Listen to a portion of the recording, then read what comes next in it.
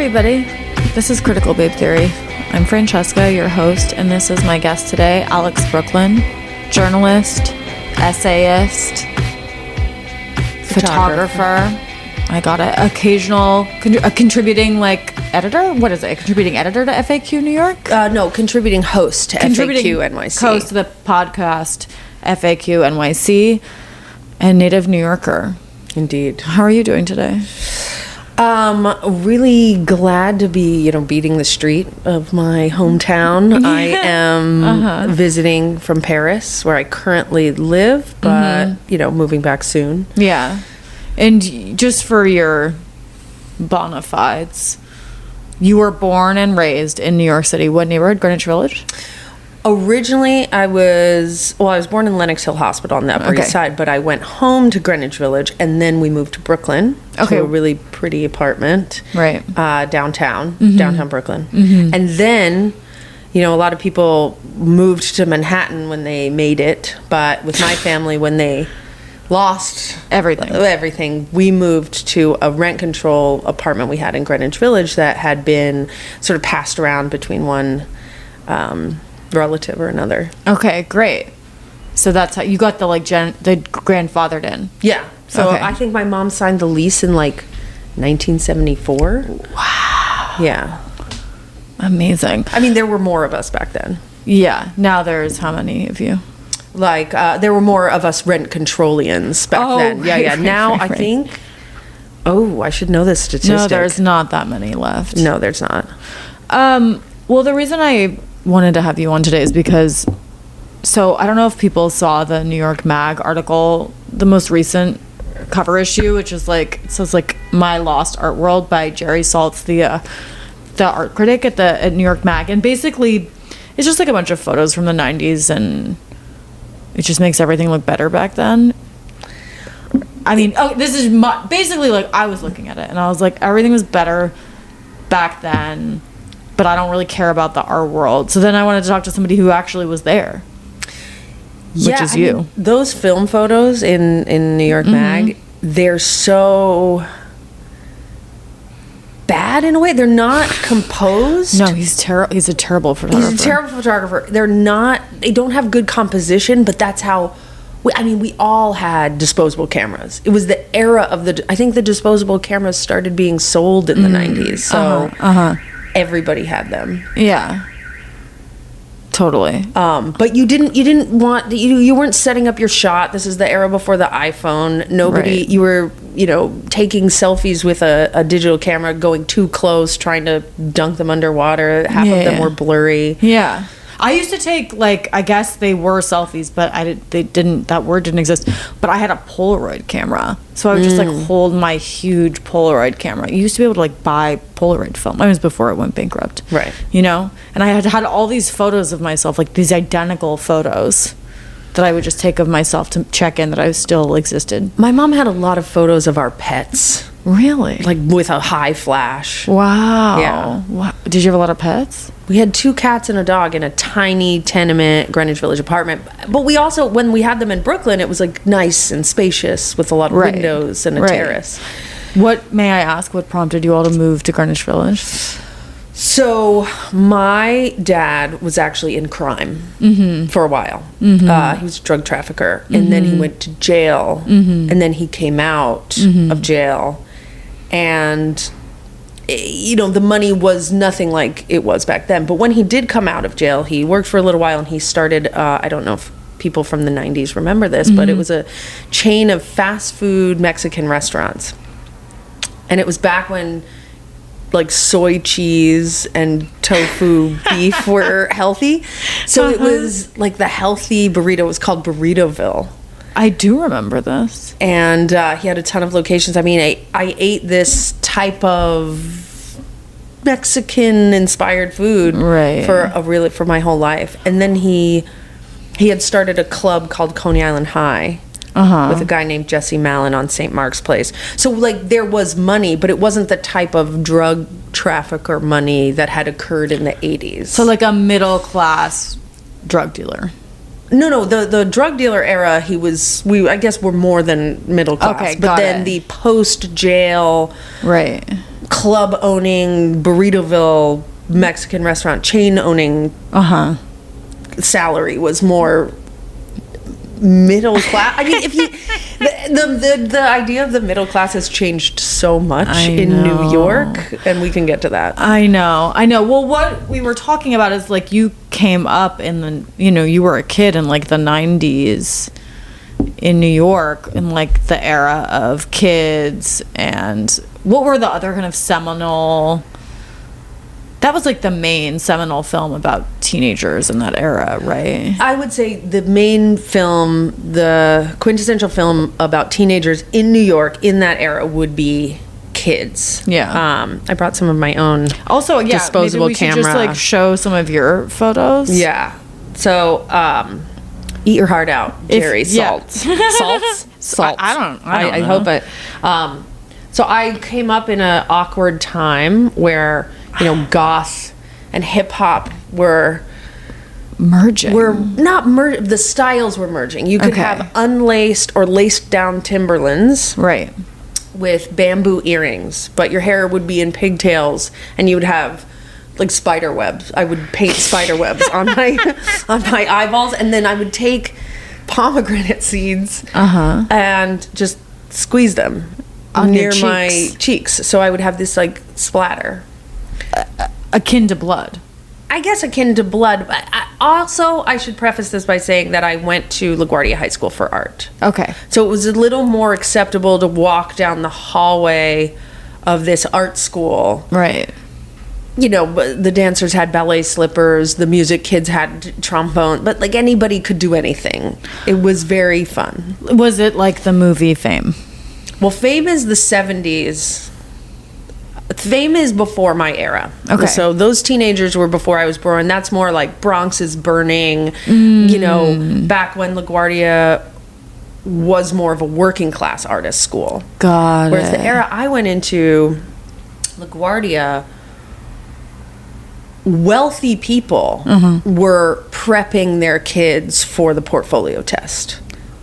Are you for like the artist's portfolio test? For the artist portfolio test, for the music. I mean, it was a great public school. So you had people who would be like, well, if they don't get into the art school, I mean, I don't know if real people did this, but there were kids that we mixed with that went to Dalton, whose older sisters or brothers went to private school, but they got into the music program or the drama program or something. Right.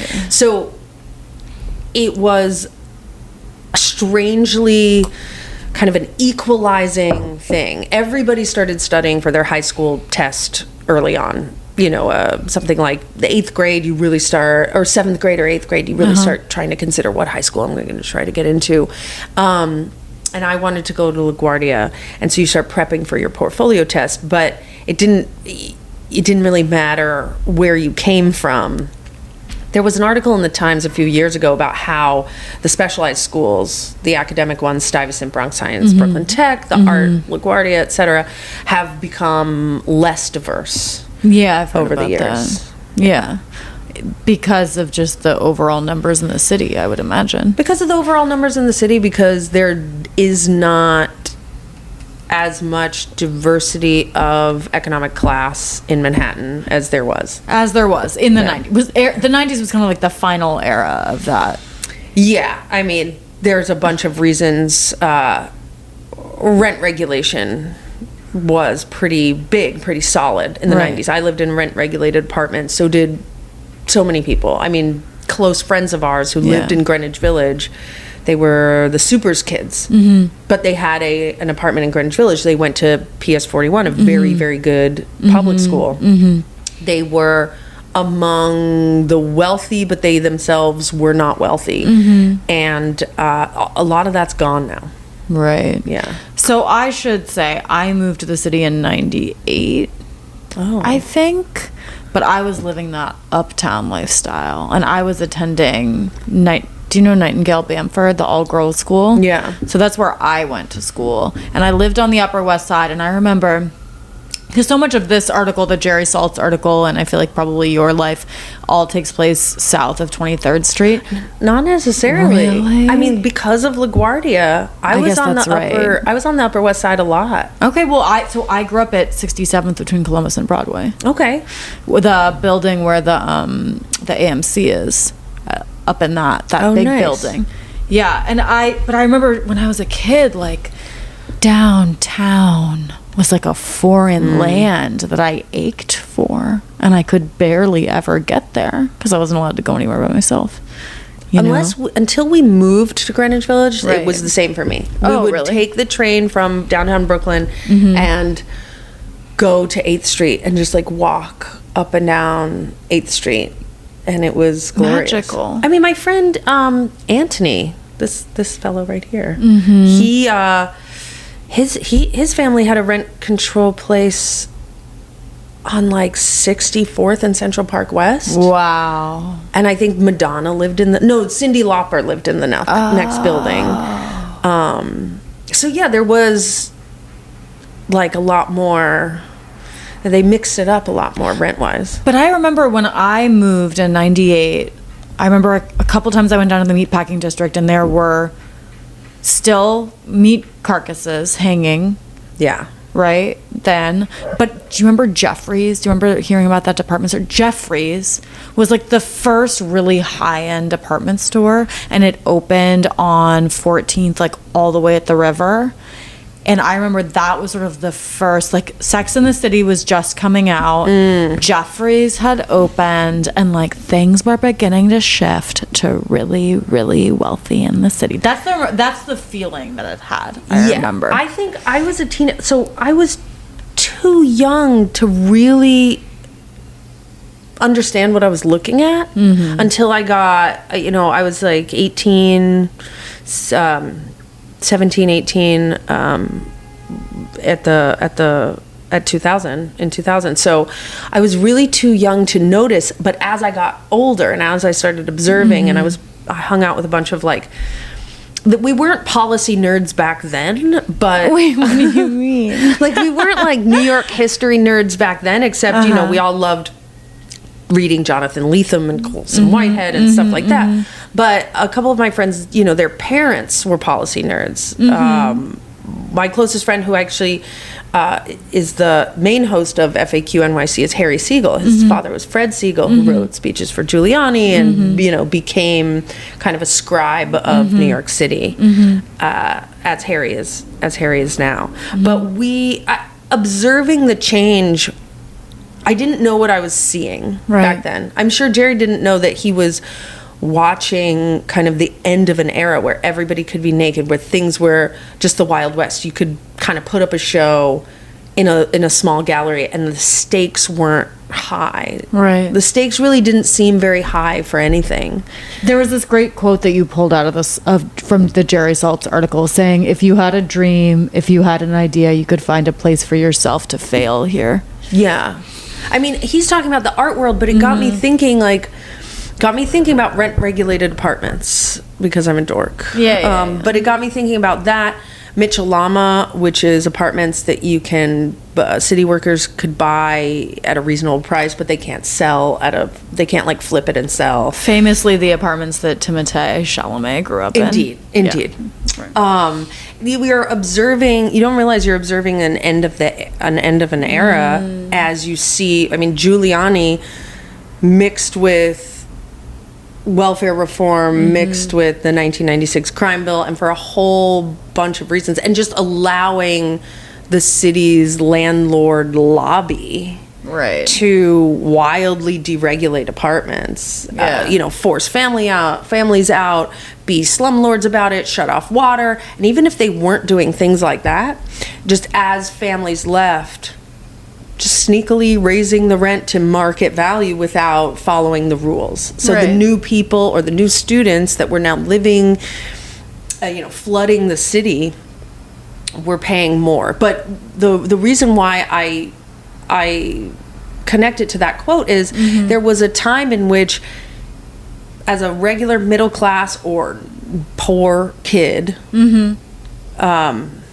you could go to college, You could get cheap rent in the city. You could test out being an artist. You could take the entry-level position at a law firm, at a magazine, at a this, at a that, and you could actually grow in your profession in the city. And you can't do that anymore. You either need generational wealth or you need to be established in some way. There's no room in Manhattan for like, oh, well, I'm working entry level in the PR firm, unless you have a dad or a mom who can bankroll you. Exactly. I mean, I wouldn't even say it's just in Manhattan anymore. I think even if you go further out, right. I just don't think there's affordable rent. I'm sure. And when you don't have that, you don't have families invested in neighborhoods, and you don't see ne'er-do-well children like you have in kids, and you don't see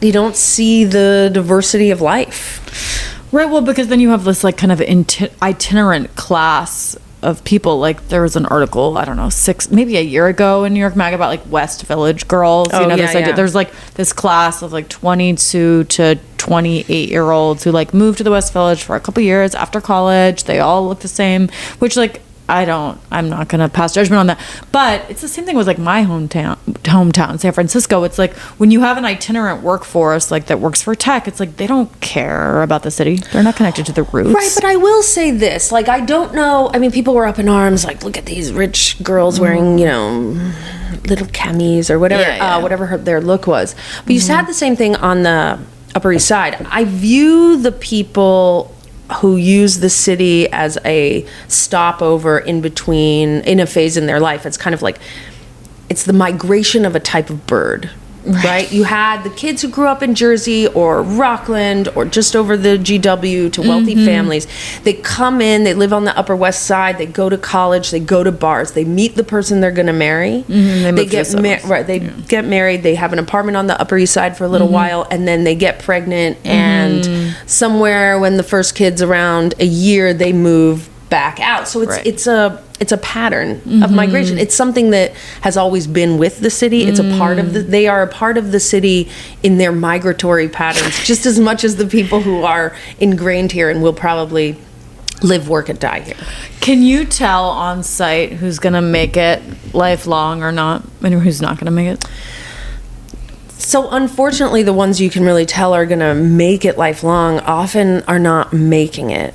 Like, one of the reasons, I mean, I have a very love-hate relationship with this city, but one of the reasons, you see people who are almost bound to the city in an uncomfortable way. So a lot of people talk about, who's going to make it as a lifelong New Yorker, as though that's something to chase. But there are lifelong New Yorkers that have to like hobble up 6 flights of stairs because they can't afford another apartment, and the apartment they rented when they were 23 happens to be on the 6th floor. So they're now 80, and unless they go to a home or move in with their kid in North Carolina or what have you, they're going to make it up those stairs, and sometimes making it as a lifelong New Yorker, for me, like it's what kind of lifelong New Yorker? Am I a moneyed, got rich ethically while also giving it out, while also giving it out to people who need to make bail at Rikers, who have a hard time, and just being, the fairy godmother of fucking everything? Who is this person? This mythical person? This is the person that, this is the list that you want. If I won the lottery. Oh, bail out deserving people on Rikers. Oh my God, let's pray for it. Right. Or just contribute to bail funds, basically. Got it. Okay. Right. All the senior citizens in every rent control apartment get their place renovated. Make sure there's no asbestos in there. Right. There's an altruistic list.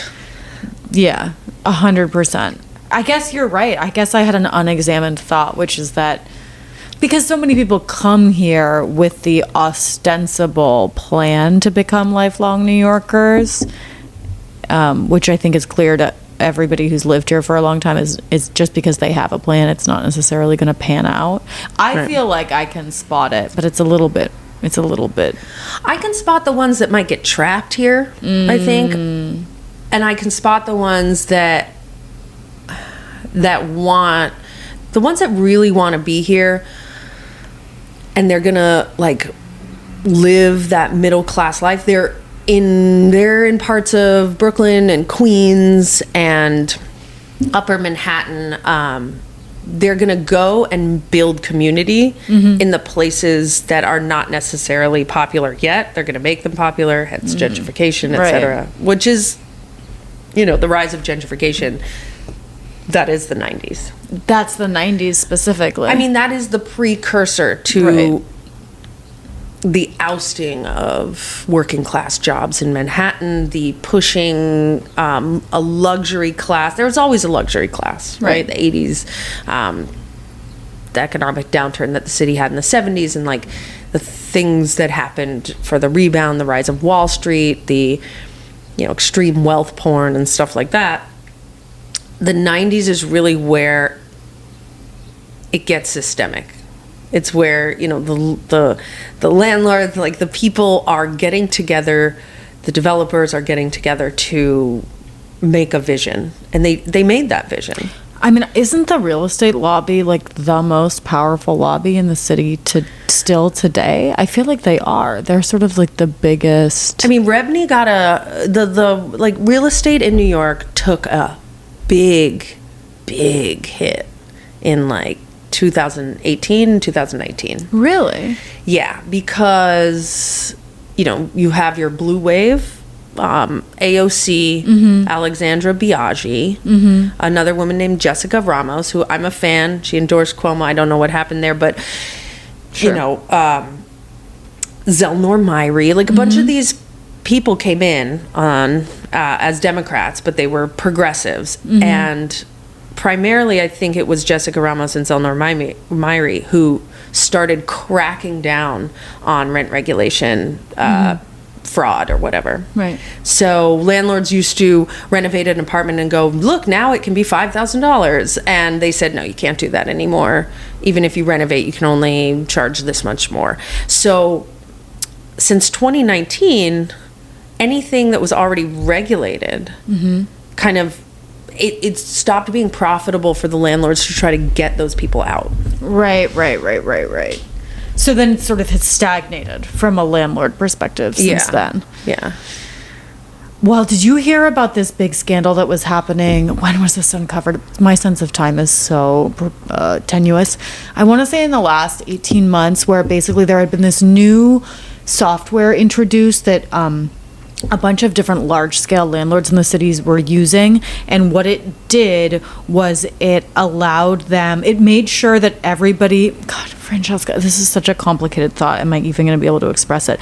Basically, it was like a price-fixing tool to make sure that they held back inventory of empty apartments so that there wasn't a glut. Did you remember hearing about this? Yeah, I mean, that is, if they had a software that did so, that's something that also a lot of landlords did. The vacancy rules and deregulating based on vacancy. But I think what they found is that like there were thousands upon thousands of empty apartments in New York City that were just being held back to inflate the market value of the of other apartments. Yes, I mean the even now some of the solves affordable housing, which then can become market after 30 years or 60 years or whatever, supportive housing, even some of the solutions are ripe with graft. I mean, New York City is a town of graft. What was it? The Plunkett of Tammany Hall says that, you know, there's honest graft and there's dishonest graft. And so that's back in the days. And New York has really ridden on that. Most of our politicians are trying to convince their constituents that they're not clean, but they're on honest graft. They're on graft for the people. Okay. So then do you feel like Eric Adams was a kind of for the people mayor of New York City? I'm going to say this. Yeah.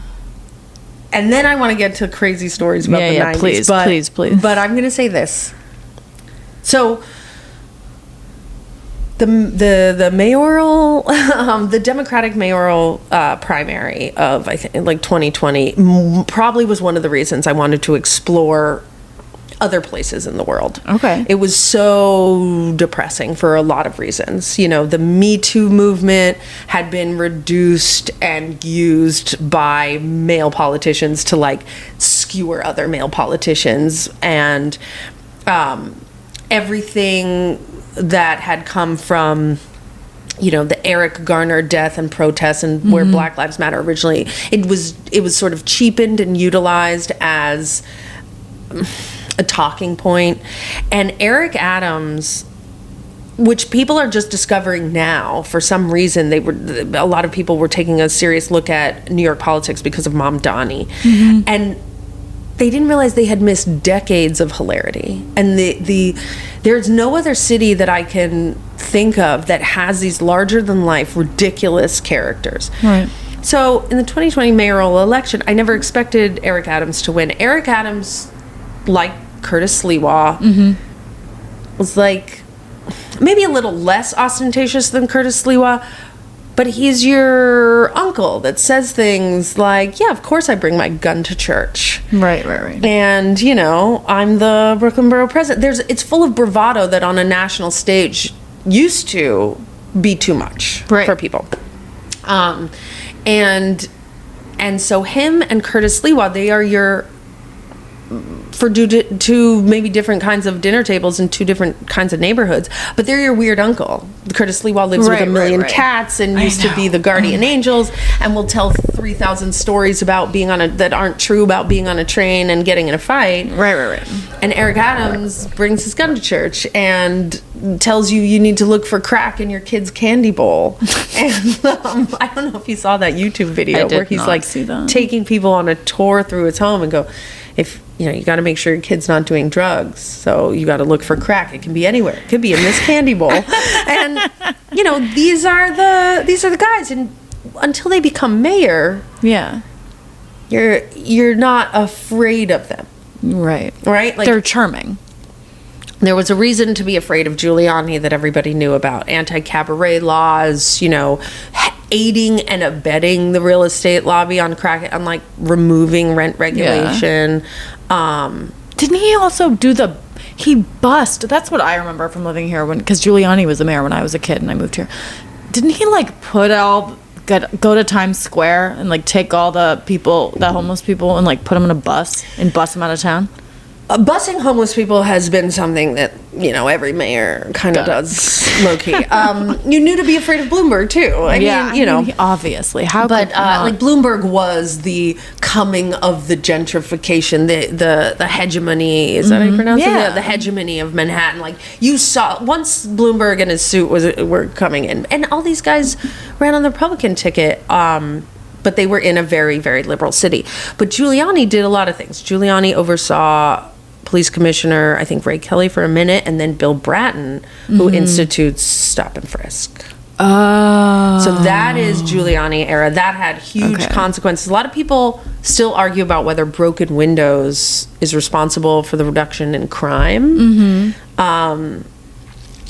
I don't think so. The type of crime we have now, which a lot of times it's like drug addiction related and mental illness related, a lot of the more visible crime are direct results of putting generations of young men in prison for low-level offenses. So the broken windows, you just mean like broken windows policing, you just mean like really cracking down on low-level offenses with the idea that would somehow in neighborhoods that looked ugly. Oh, right. Okay. Right. In neighborhoods that looked ugly and that were like slummy. Yeah. Right. In the 90s, we didn't shy away from using the word like that's ghetto, this is ghetto, et cetera, et cetera. Literally the word that came into my head 20 seconds ago, and I was like, yo, do people say that anymore? And as kids, everybody constantly used the N-word. Kids did. Really? It was, I don't know, they just didn't talk about it. I didn't, because I think I had a hippie dad. I wasn't trying to posture so much in hip hop culture. I was still goth that I like it wasn't something I was going to sew into my vocabulary. So you're saying that white kids who were self-identifying with black hip hop culture were using the N-word as like part of just being... I mean, every other word. It was part... I used the word a lot. I'd be like, a word. I would be stoned and going, a word. Yeah, word. Word. And they would use it like that. I mean, the movie Kids, you have one of the characters, Casper, putting 40s of Old English in his giant khaki pants, right? Like, there was this fusion of a type of punk and hip hop that happened in the 90s where every style was becoming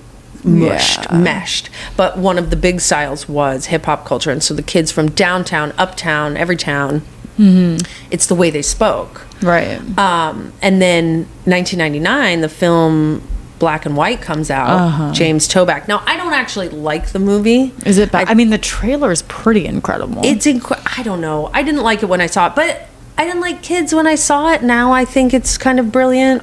I'll just viewer disclosure. I'm too much of a wuss to watch Kids. Should I just do it? It's literally been haunting me for like 20 years. Is it, now that I have children, should I definitely not watch it? No, definitely watch Kids because you need to know what to look out for. I mean, there's the thing is like, I mean, was that for real though, man? Well, yes, but okay. So James Toback, 1999, makes his film Black and White, and it's about white kids, imitating black culture. However, a lot of the way he films things is so arch. Bijou Phillips is in there. She's got a gold tooth. The movie opens up with her getting like fingered by like a giant black guy in Central Park. And she then goes home to what looks like the set of a Laura Ashley ad in the 1980s. So some of the things were a little... on the nose, but also wasn't reflecting what did a wealthy home in the 90s look like on the Upper East Side. I don't know if it still looked like a soft focused Laura Ashley ad. No, especially with a daughter like that has the, she's got the Twiggy haircut, but also the edges done and a fake gold tooth.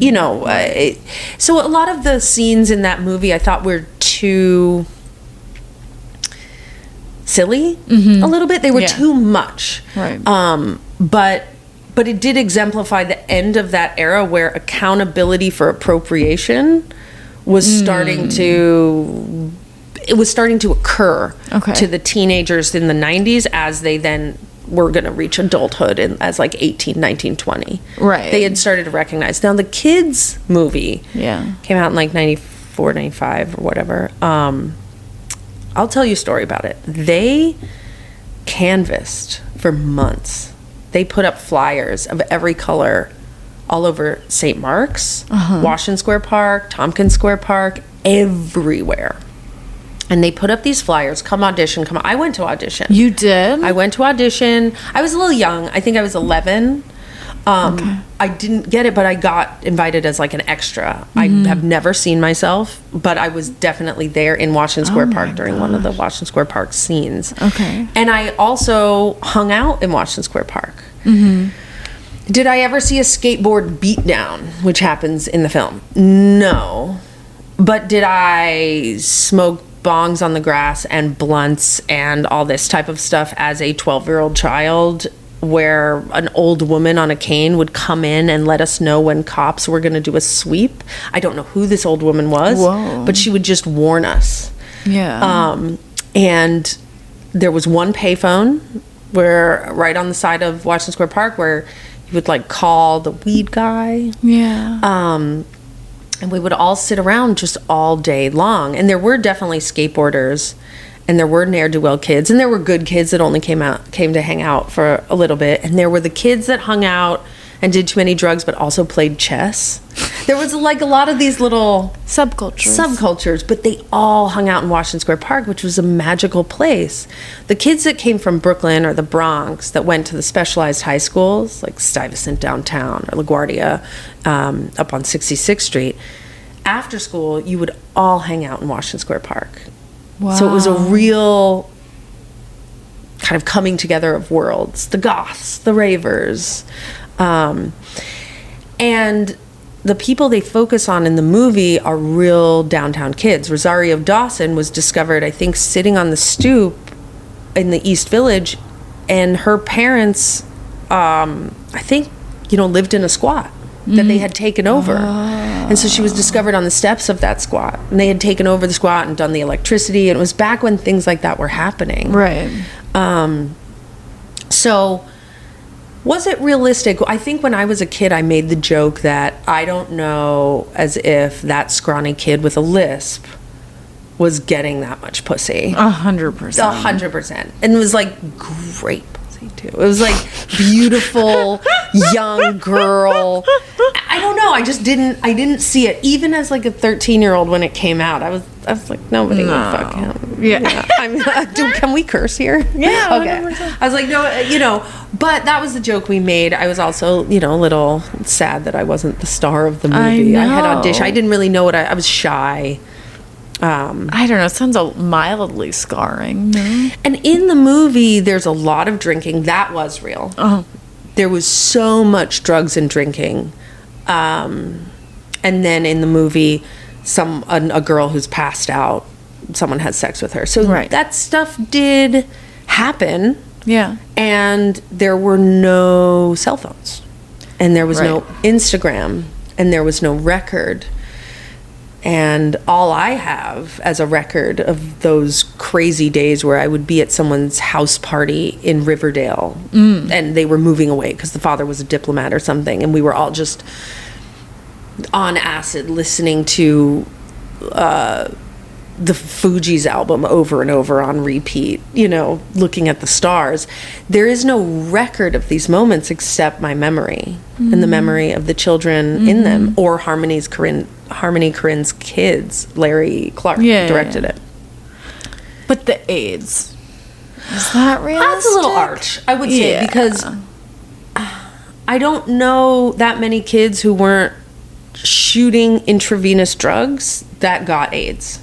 You didn't know that many kids who were shooting intravenous who weren't. Right. Like, there were plenty of kids in Washington Square Park. We got to remember, this is pre-opioid crisis. This is pre-government serving up all, the entirety of America to the pharmaceutical companies. Right. This is just regular old street heroin. Right. I mean, to be fair, there's also the government orchestrated crack epidemic and heroin epidemic for black people in the 70s, but there wasn't the same